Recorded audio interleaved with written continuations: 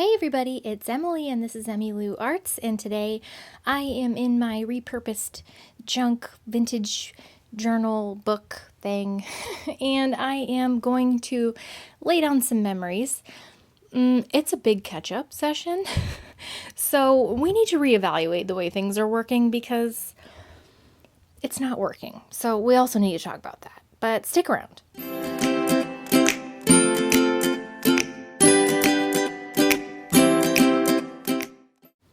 So I am just flipping back through the pages that we did last time that I was with you, which was quite a while ago.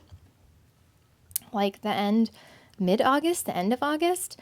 And I had piles of pictures sitting here. So my son, Henry, turned 11 on August 26th. And it was awesome.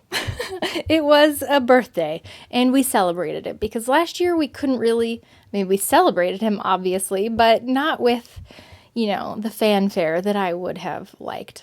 So this year, I know I had to document it. So these balloons were from some collage that somebody sent me. And that little guy is from a Scout magazine, and I tear him out. Oh, well, there's also some confetti that was part of that picture. But the Scouting magazine, I use the little guy that's in that magazine because he just reminds me of Henry. I think it's the freckles maybe, even though he's got brown hair in the picture, but I don't know why. He just reminds me of my boy. So I had to put him in there too. And I was making a little background with a Tombow and using my,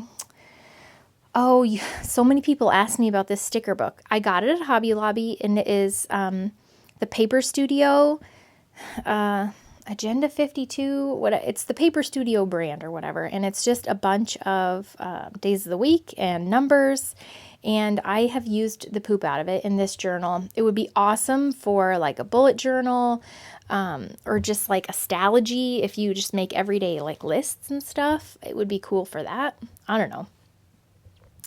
And somebody sent me this little post-it note that said wish list. So I put that on there, and I printed out pictures of him and the festivities.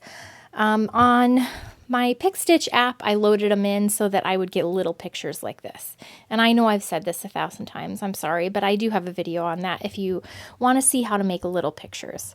So we got a little tiny cake, and his actual birthday was during the week. So we didn't do a whole lot on that day, but he did request chocolate chip pancakes for dinner and then cake for dessert. So sugar on top of sugar, which is awesome. I'm all about it.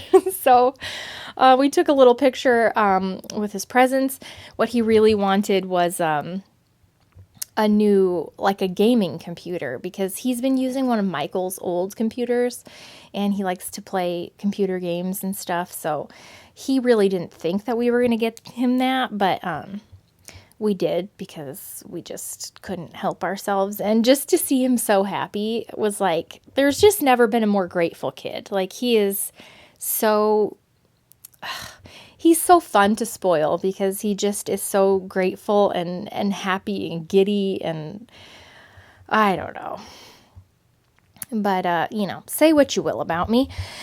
I can take it. And then I put in a little, what am I doing? I'm kind of like coloring in with my little Tombow because a lot of these pages, the backs of them are white because they were only one-sided scrapbook paper, which I like and I don't like at the same time. Like it gives you room to have like a blank slate to journal, but it also is kind of annoying sometimes and plain.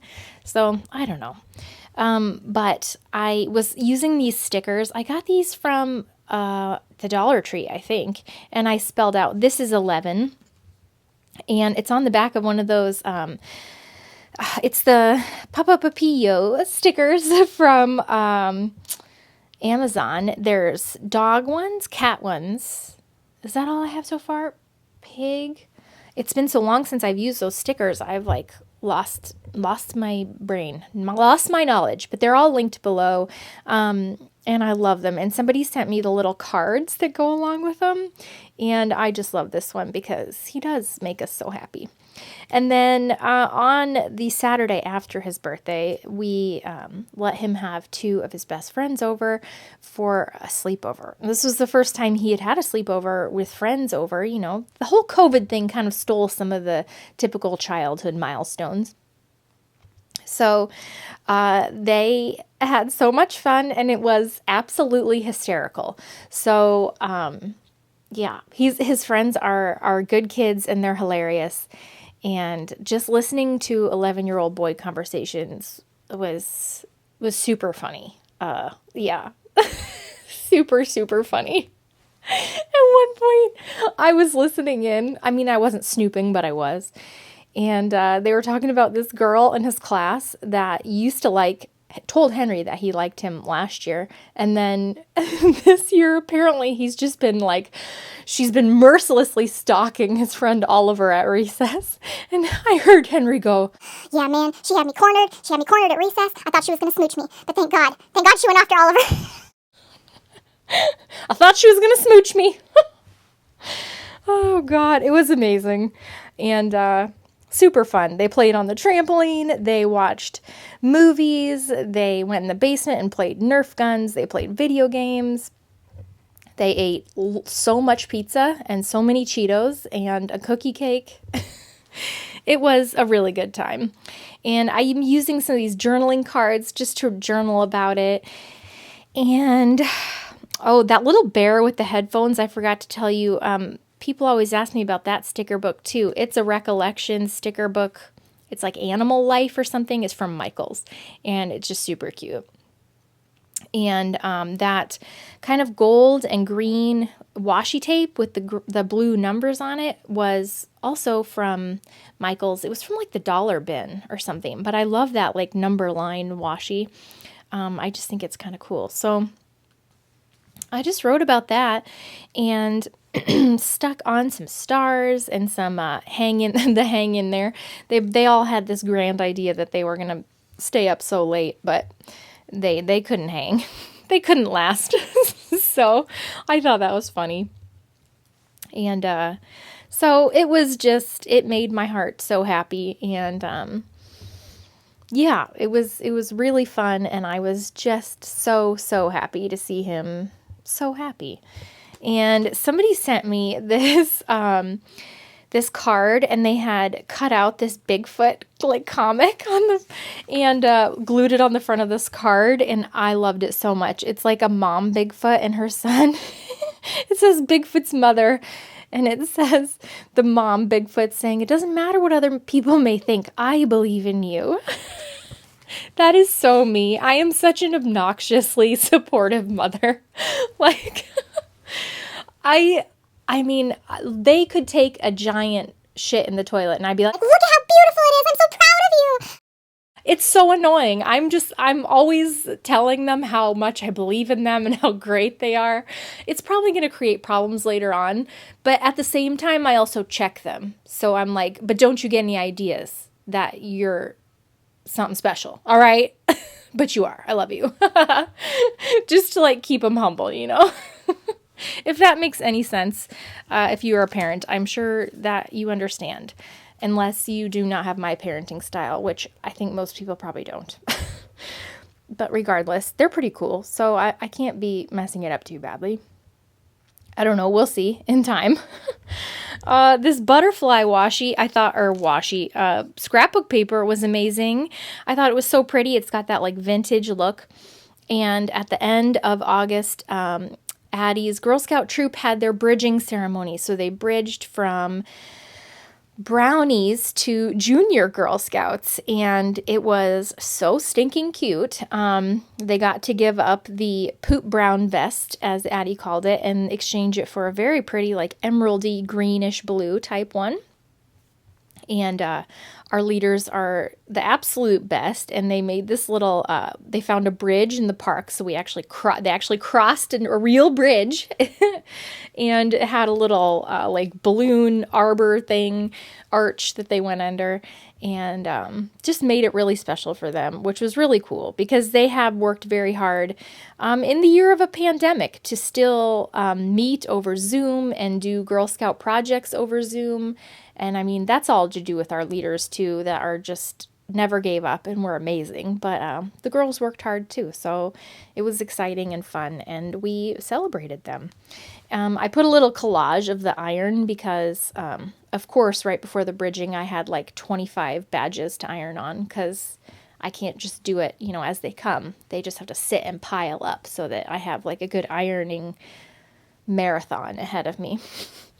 And yeah, I was just writing about it, and then I used that sassy unicorn sticker because that little thing said, "Today I'm a mermaid, tomorrow I'll be a unicorn." And the unicorn rolling its eyes, I mean, it was just Addie, basically. So I really liked that. And then I flipped the page, and I don't know if I was saying goodbye. This is multiple sessions, you guys, multiple. I took a picture because Henry asked me one day. I had dropped Addie off at dance. It was a Saturday morning, and he's like, "Can we play Connect 4 in your bed with Skinny?" And I was like, sure. Sounds awesome. So we were just laying in my bed playing Connect 4, and I just had to take a picture of him. Just because, I mean, I've said it before, I'll say it again. I just love the kid. And I put that little sticker. Somebody made those and sent them to me, and it says, "Think it over." Because he tries so hard, and he legit is smarter than me, but at Connect 4, I still have like a little bit of skill on him. Sometimes. He did beat me the last time that we played. Like, really beat me. I was trying, and he beat me. Which is kind of sad, but awesome all the same. And I just used a little die cut, like, to write what he said. And then I sorted through some of my sticker flakes. These were sent to me, and it's the, why can I never remember? Somebody will tell me. All I can think of in my mind is Sumiko Garashi, but that's not this guy. This guy is the, you guys, you know, that one. He's super cute. And so I put a little sticker flake of him on there. And then washi that said "Happy Day." And that little card that says, "It is up to you to see the beauty of everyday things." And I loved that because this was just a beautiful everyday moment, just spending time with my son. And he just makes me laugh like nobody else can. I mean, he's just got the best sense of humor. It's really good for an 11-year-old. He really cracks me up. And so I like spending time with him. And I'm going to take all the moments while he still wants to spend time with me. And then, of course, I was putting hearts on it. And that watercolor, like, plus sign washi was from a website that I don't even know is open anymore. It might have been like Kawaii Pen Shop. You might be able to find it on Amazon. I'm not really sure. But I really like it, and so I kind of hoard it. So that was kind of an everyday thing that I enjoyed journaling about. And then I went back a page and dated it with my stickers and cut out some of these pictures that I printed out because my husband is insane and he likes to run not only marathons but ultra marathons. So yeah, if you don't know what an ultra marathon is, there's tons of distances, but I think traditionally it's 100 miles. And he does actually do that.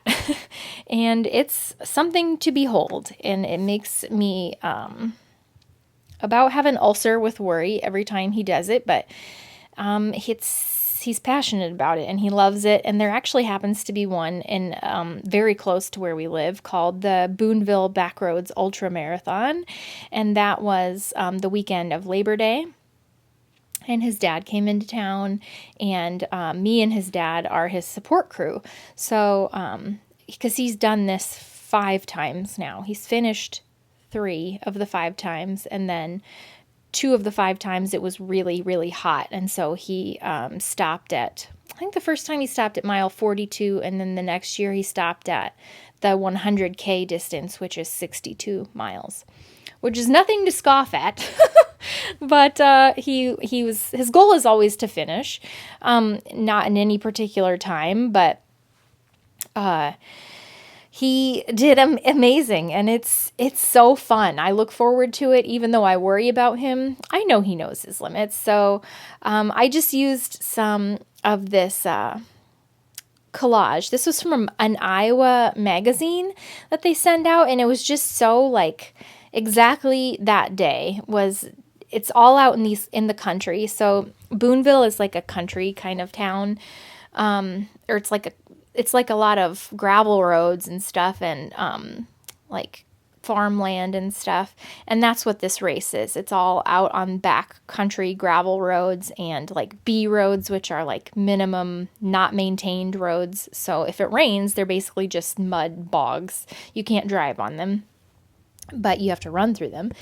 And it's something else. I mean, he just floors me every time. And it takes place like in through Madison County, which if you've ever watched The Bridges of Madison County with Clint Eastwood and Meryl Streep, that is, Madison County is about very close to me. So yeah, he runs through, they do the course so that you run through a bunch of, like 3 of the bridges, because there's multiple bridges that make up the Bridges of Madison County. So that was really cool. And I took that picture of him, the kind of silhouette black and white one, of him running through the bridge towards an aid stop. And I love that picture. I got it printed out in black and white, and I'm getting it framed, but I'm waiting for frames to go on sale because you know what, cheap. And then more collage. So I also used little stickers and my Antiquarian sticker book. I don't know if I've gotten that out yet. I was too busy yammering and jabbering to pay attention. But he starts at like 4:30 in the morning.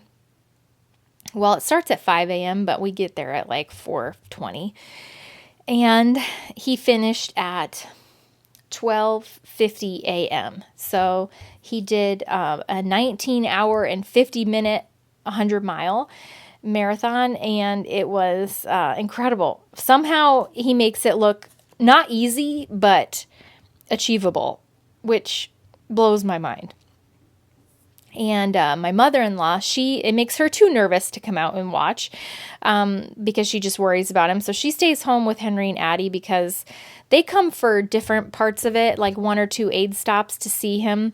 But it's kind of boring for them because it's like you drive for 10 minutes to the next aid stop and then wait another 2 hours for him to run there. So, and then it's like 5 minutes of furious activity and like getting him water and food, and then he's off again. So they came in the middle of the day to cheer him on and say hi to him, and it was just absolutely adorable. And it's one of the things that I will treasure, and I love to see them see him do this, because not so that they ever have to feel like they have to run 100 miles to achieve something, but the biggest thing about an ultra marathon, I mean, for the normal person that doesn't like race these and run professionally, is that it's mental.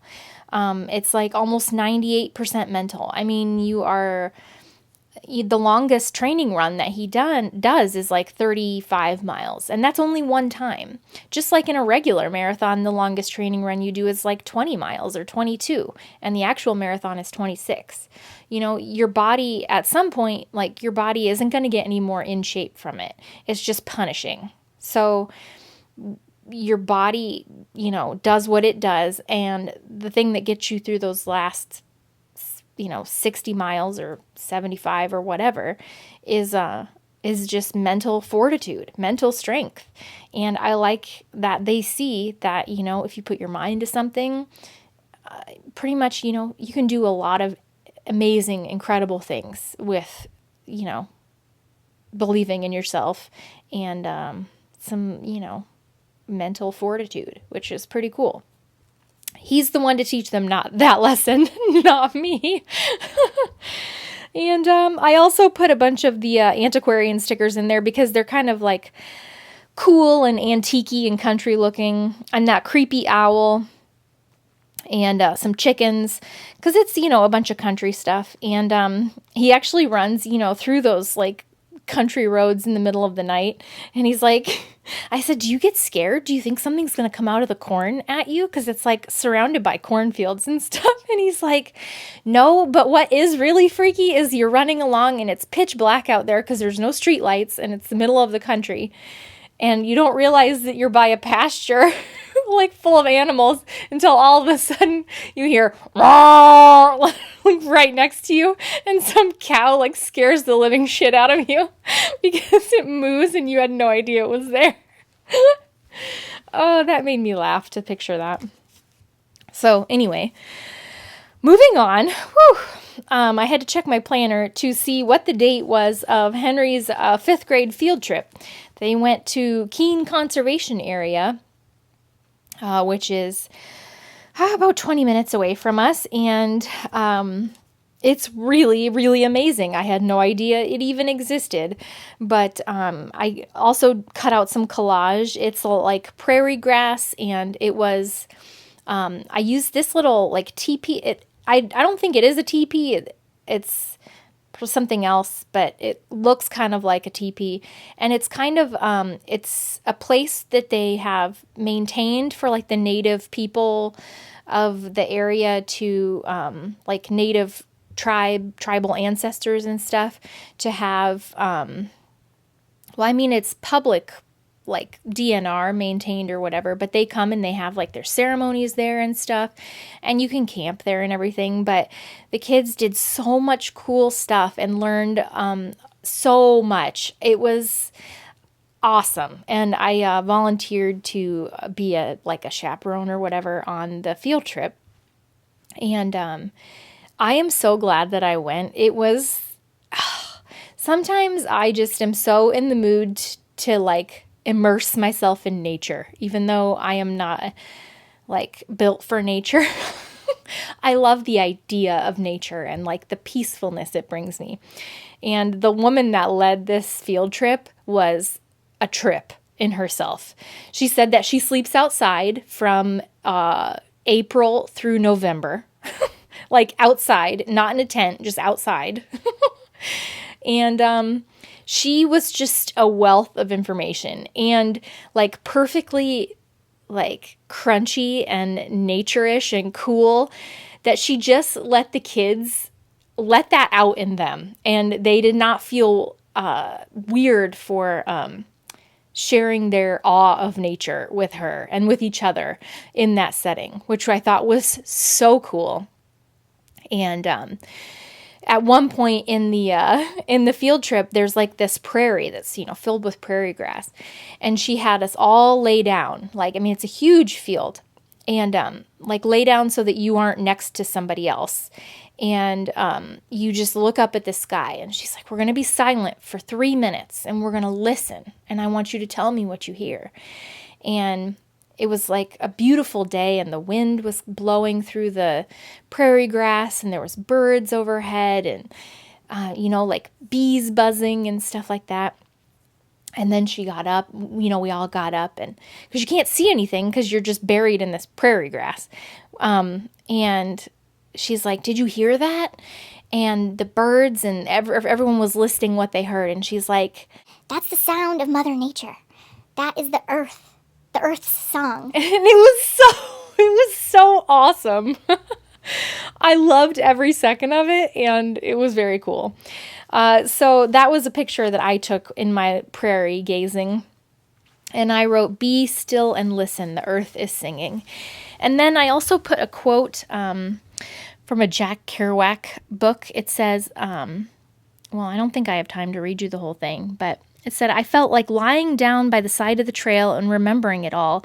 The woods do that to you. They always look familiar, long lost like the face of a long dead relative, like an old dream, like a piece of forgotten song drifting across the water, most of all like golden eternities of past childhood or past manhood and all the living and the dying and the heartbreak that went on a million years ago, and the clouds as they pass overhead seem to testify by their own lonesome familiarity to this feeling.